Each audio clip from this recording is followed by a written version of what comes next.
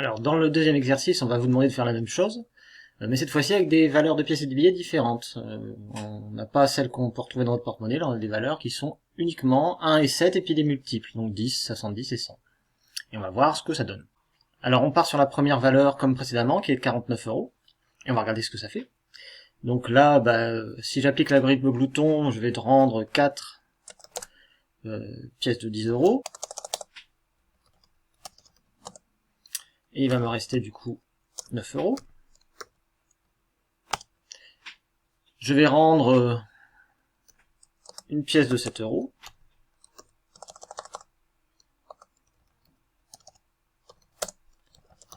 Et donc il me restera 2 € à rendre.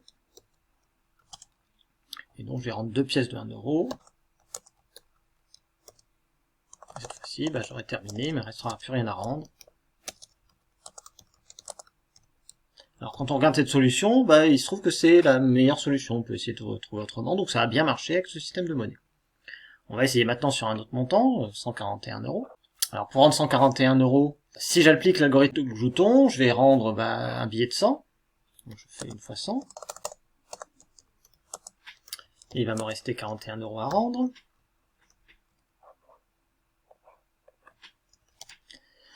Donc pour ces 41 €, là je vais rendre un peu comme précédemment 4 pièces de 10.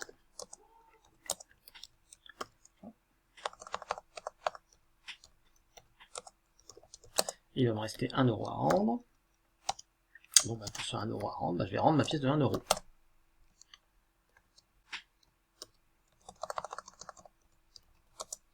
Il reste 0, j'ai terminé.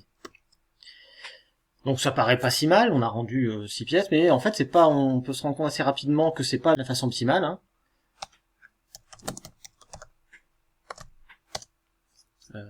Quand on voit 140, en fait, 140, nous, notre cerveau humain qui raisonne mieux qu'un ordinateur, va tout de suite voir que c'est 2 fois 7, 14, donc pour rendre 140 €, je peux rendre 2 billets de 70.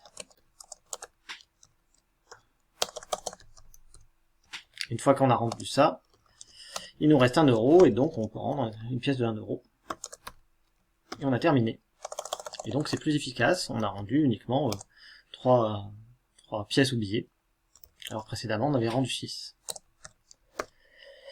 Voilà, c'est un cas de figure où l'algorithme glouton ne fonctionne pas bien, parce que les valeurs des pièces et des billets n'ont pas été choisies pour qu'ils marchent bien. Donc d'où l'importance de la façon dont on organise le problème en fait. Donc là le problème c'était le problème du rendu de monnaie, on voit que pour qu'on puisse rendre facilement le rendu de monnaie avec ce type d'algorithme, il faut que les valeurs des pièces et des billets soient choisies judicieusement.